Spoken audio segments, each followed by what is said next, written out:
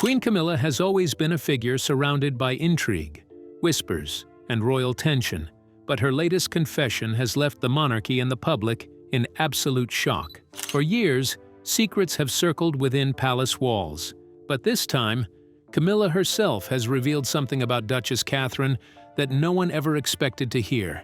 This startling admission not only changes how people view Catherine, but also threatens to shake the balance within the royal family. So, what did Camilla confess that stunned the world? The hidden truth about Duchess Catherine.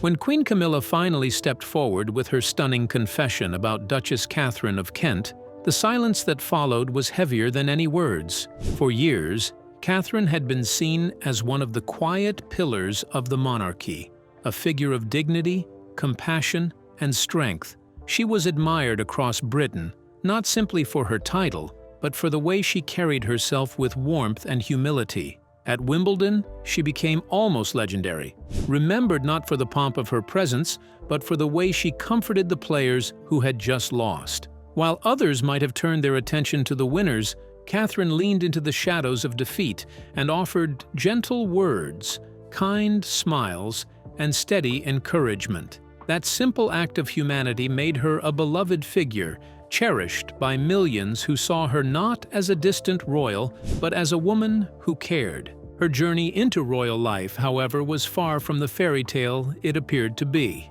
After marrying into the family more than 6 decades ago, Catherine faced relentless opposition. Whispers circled that she was unfit for the demands of the monarchy, and doubts over her marriage weighed heavily on her from the very beginning.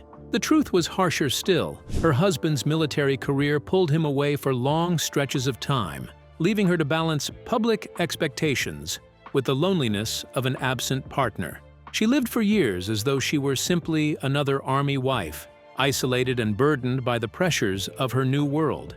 These struggles did not remain on the surface. They carved deeply into her spirit. At her lowest point, she endured a depression so profound that her marriage nearly crumbled.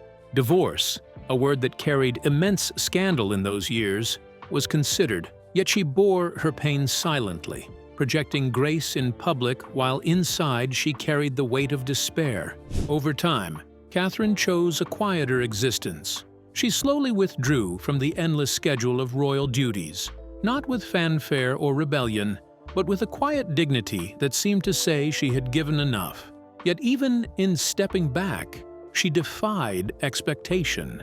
Her conversion to Catholicism was one of the most striking breaks with royal tradition, a decision that stunned many but revealed her conviction and independence of spirit. And I actually grew from the experience, and I began to realize how music... Later, in near secrecy, she began working with children, immersing herself in causes where her name mattered less than her presence. She once remarked that she had learned more from those children than she had ever taught them, a statement that revealed both her humility and her humanity. And this is where Camilla's confession strikes hardest. For a woman who represented compassion, resilience, and the softer side of the monarchy, why would Camilla now feel compelled to speak out? Ladies and gentlemen, it's a huge pleasure to be with you all once again. Was there a hidden chapter buried beneath decades of silence?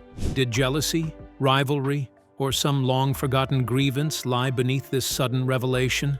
The truth, Camilla insisted, could no longer remain hidden, and it leaves the monarchy staring into the abyss of its own past. But why would Queen Camilla expose Duchess Catherine's struggles now, and what unspoken storm still lingers? Keep watching. Queen Camilla speaks on Duchess Catherine's struggles. Queen Camilla's startling confession about Duchess Catherine of Kent has forced the public to look again at a woman long admired but often misunderstood. Beneath her gentle presence and quiet dignity was a hidden life shaped by battles with health, tradition, and personal choice. Welsh mounted pony, and I remember there was a very large horse show next door to us called Ditchling Horse Show. Struggles that Camilla, in her own words, believed had been too carefully concealed.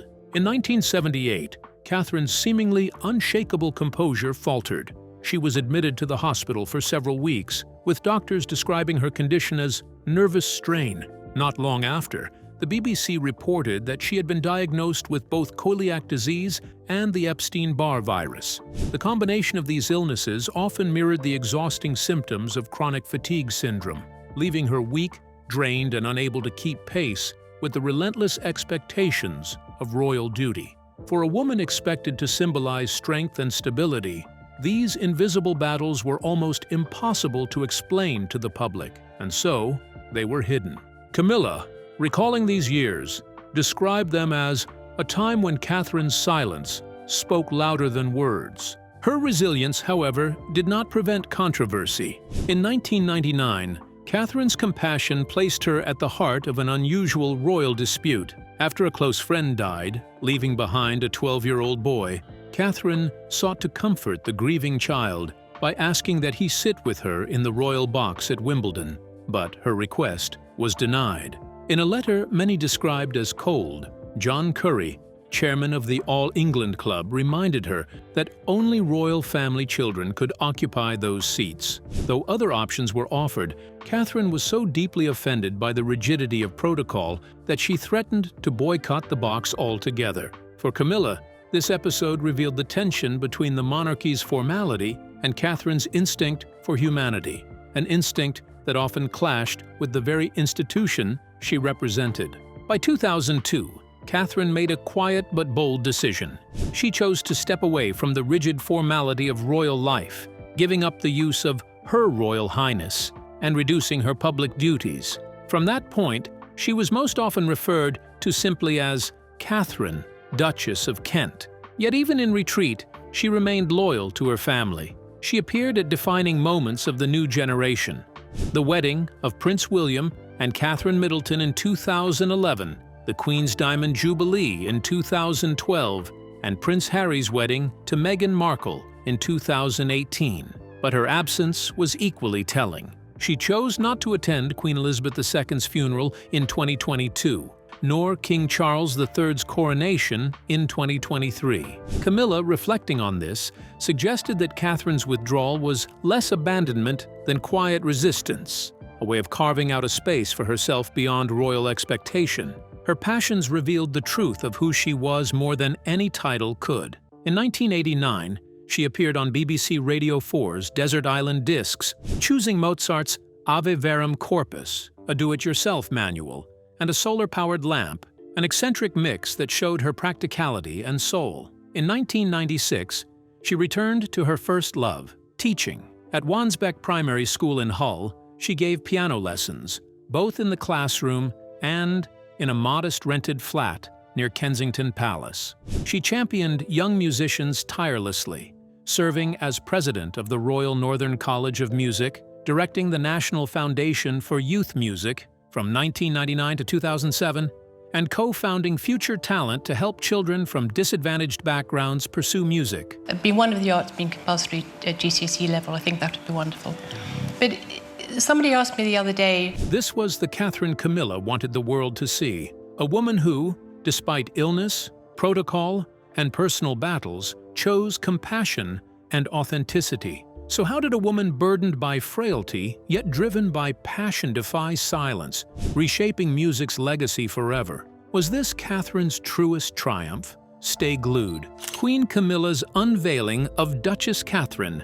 When Queen Camilla finally spoke, her words carried the weight of years left unspoken. She did not paint Duchess Catherine in simple shades of admiration or pity. Instead, she revealed a portrait of a woman whose every decision seemed to cut quietly against the grain of royal expectation. To the public, Catherine had been a gentle figure, polite, graceful, and reserved. Yet in Camilla's telling, she was also something far more complex, an unassuming rebel who pushed at the edges of a system that demanded silence. Camilla recalled moments when Catherine's choices startled even those closest to her.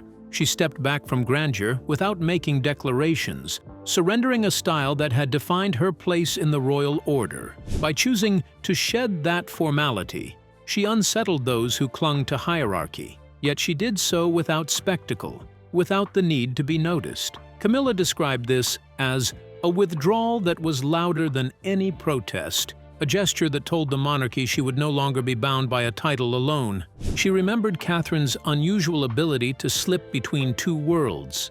One moment, she was present at glittering occasions, seated in her rightful place as Duchess. Next, she was in an ordinary classroom, guiding children at the piano with patience and care. Camilla's voice carried both respect and unease as she reflected on this dual life. She found dignity in simplicity, Camilla admitted, and that was something the rest of us never quite knew how to answer. What struck Camilla most was Catherine's stubborn independence. She had once been confronted with cold refusals when her compassion collided with protocol, but instead of bending, she let her disapproval be known. That defiance, though understated, revealed her unwillingness to let rules override kindness. Camilla confessed that this left many unsettled within royal circles, where obedience was expected and questions were rarely tolerated. Catherine, however, did not shout or demand.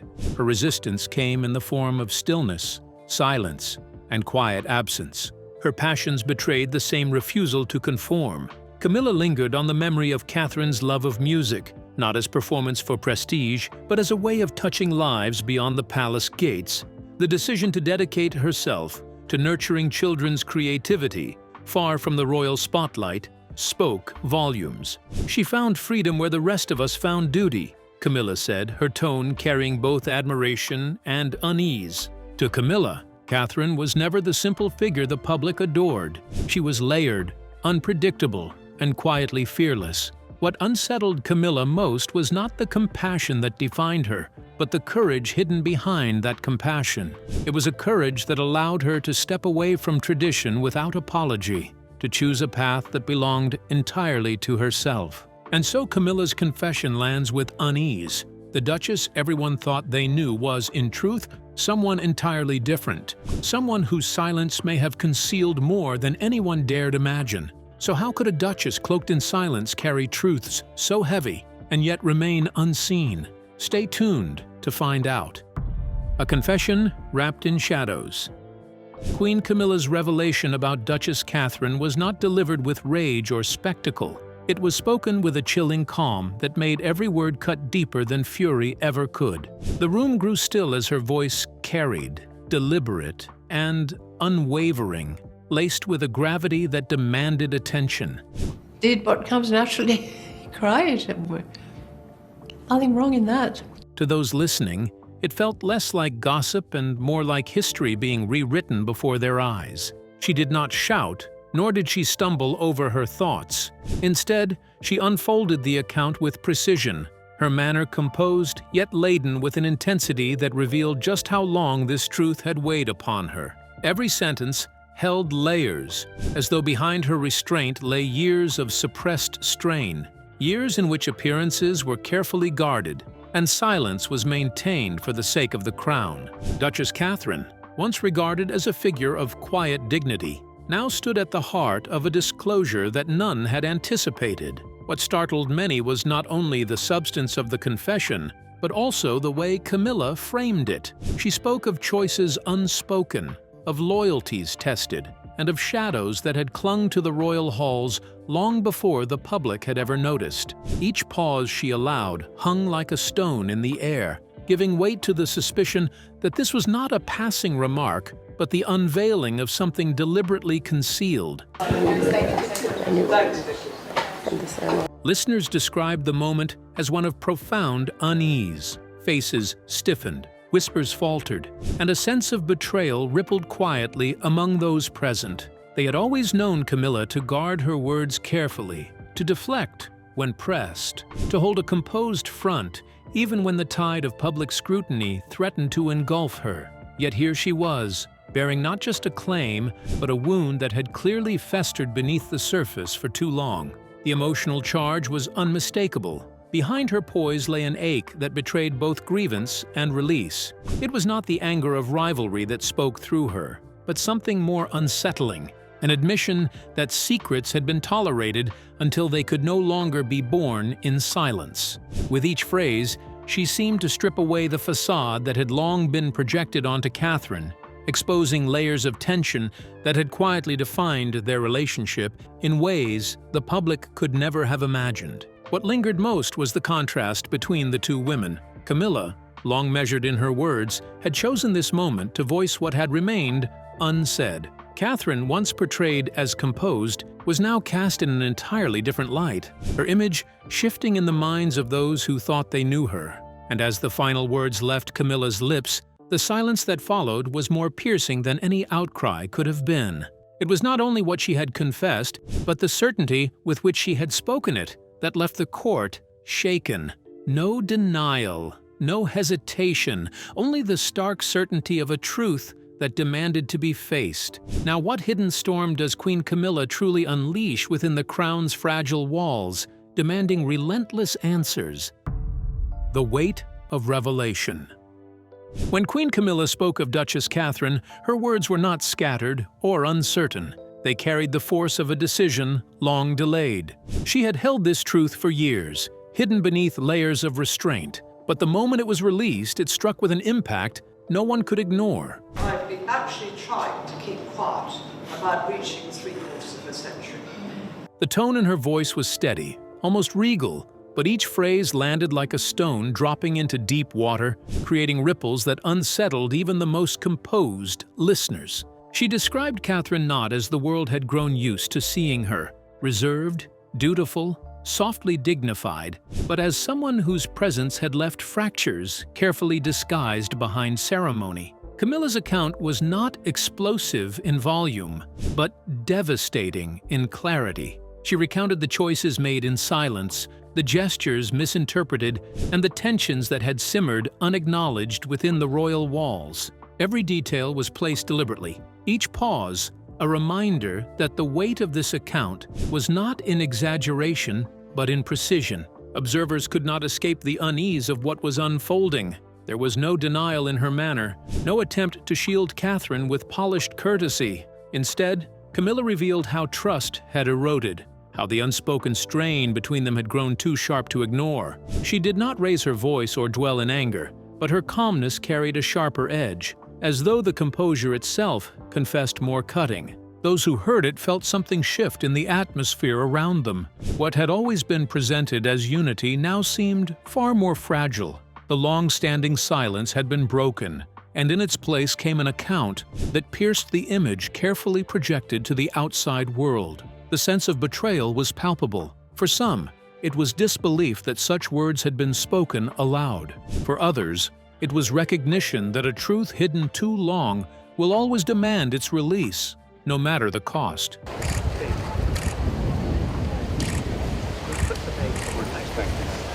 The emotional undercurrent could not be ignored. Camilla did not sound triumphant, nor did she appear to seek sympathy. Instead, her confession carried the sorrow of someone who had endured too long without speaking, who had chosen silence until the silence itself became unbearable. Her words suggested not a rivalry fueled by vanity, but a wound inflicted by trust left broken. And yet, even as the truth emerged, it was not complete. She left threads dangling, moments half revealed, inviting questions rather than settling them. It was as though she wanted the weight of what she carried to be felt, but not yet fully understood, leaving the burden of interpretation to those who had listened. The stillness that followed was heavy. No rebuttal came. No reassurance softened the blow. In the wake of her revelation, the image of Catherine, once shielded by quiet reverence, was transformed, reshaped by words that had the finality of judgment. And in that silence, one thing was unmistakable.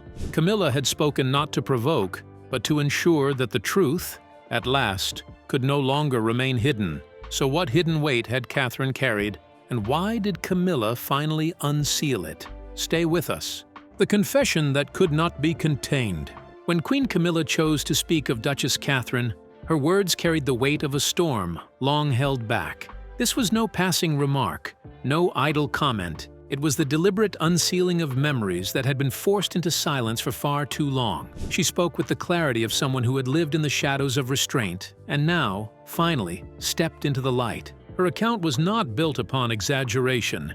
It was rooted in recollection, sharp, exact, unflinching. Camilla painted a portrait of Catherine that few had ever dared to reveal. She was careful with her tone, never wavering into bitterness, Yet the calmness of her voice only made the sting of her words more piercing. What had once been carefully hidden within the polished surface of royal decorum was now laid bare, every sentence unraveling the delicate threads that had kept the image intact. Catherine, she revealed, had been surrounded by contradictions. Outwardly, she embodied duty, yet behind closed doors there was dissonance, a distance that no ceremony could disguise. Camilla described the unease of witnessing that duality, of watching a life portrayed as serene while beneath it lay tension, guardedness, and a refusal to let others see beyond the surface. These were not accusations hurled in haste. They were observations that had lived within her for decades, spoken now with a gravity that silenced the room. The atmosphere around her shifted as the confession deepened. Courtiers, accustomed to carefully rehearsed words, found themselves unprepared for such openness. Some stiffened, unwilling to meet one another's eyes, while others leaned forward, unable to look away. The revelation did not erupt. It descended slowly, like a curtain being drawn back to reveal what no one wanted to confront. What struck most was the sorrow embedded within Camilla's voice. This was not a triumph over an old adversary, nor a boastful unmasking. Instead, it was the release of something that had weighed too heavily for too long. Her words carried both pain and inevitability, as though she had reached the point where silence itself had become a burden greater than the truth. She did not embellish. She did not dramatize. She simply laid the facts down and, in doing so, made them impossible to ignore. And yet, even in that unveiling, there remained shadows. Camilla did not hand over the entire story. She left parts unsaid, fragments unspoken, inviting questions that lingered in the air like smoke. It was deliberate, an unfinished truth, one that offered enough to disturb but not enough to settle. The absence of finality made her confession all the more haunting. As her voice faded, the silence that followed was louder than any reaction. The image of Catherine, once untouched by public doubt, now trembled under the weight of Camilla's words. It was a confession that altered perception, not through spectacle but through restraint, leaving everyone who heard it with the same unsettling realization. The truth had finally broken through, and nothing would look the same again. So, what do you think? Was Queen Camilla's revelation about Duchess Catherine a long overdue truth or a dangerous fracture within the royal image? We'd like to hear your thoughts in the comments. Don't forget to like, share, and subscribe.